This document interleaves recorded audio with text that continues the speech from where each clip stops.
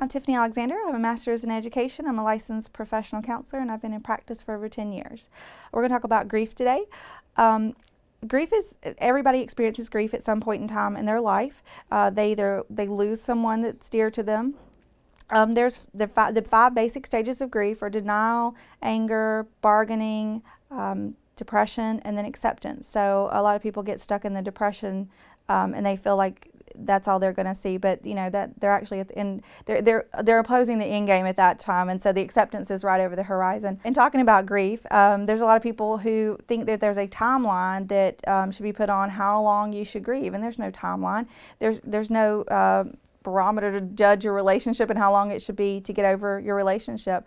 That happens on all different schedules and on a very individual basis.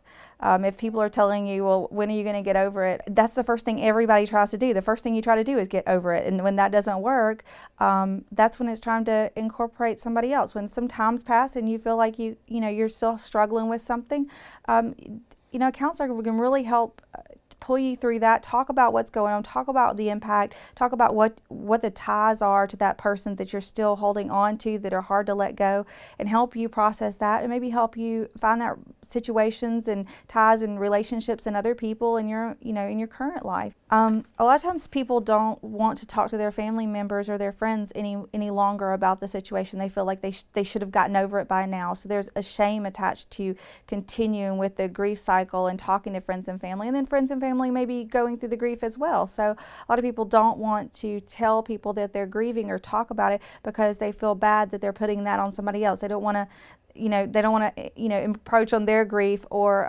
bother somebody else, that sort of thing. So that's when a counselor is really great, because you're not bothering the counselor. That's what they're there for, to be a person, to listen, to help, to offer a hand, to point out some things that could be positive coping skills, but also just to listen and for you to be able to talk to them and know that you're not bothering them.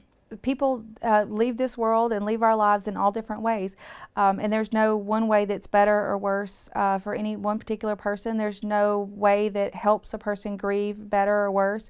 That's a very individual thing. Some people leave our lives and we grieve them and they're not deceased. We divorce, we break up, we have friendships that end. Those are also grieving processes because you're losing someone.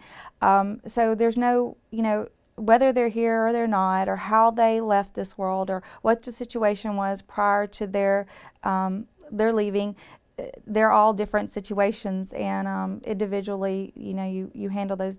There's no one way to do it, and there's no one way that's easier. Well, I think a lot of people do two things. One, they have to forgive themselves if they didn't. Maybe they didn't visit often enough, or they could have taken the person to the doctor more often, or something. That's the bargaining stage. We go through what we could have done to make it better. That's part of our grieving process and our healing process. But there's also, so you have to forgive yourself for that, but there's also forgiving the person. A lot of people get really stuck in the anger and the hurt of, why did that person not take better care of themselves? Why did that person put themselves in that situation? Why did they not go to the doctor? Any of those situations. So there's a process of forgiving oneself for whatever part you did or didn't play, and forgiving the person who's passed away or left for whatever part they played or didn't play.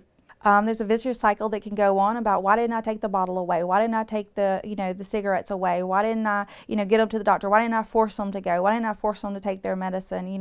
It's a vicious cycle that you can really get stuck in.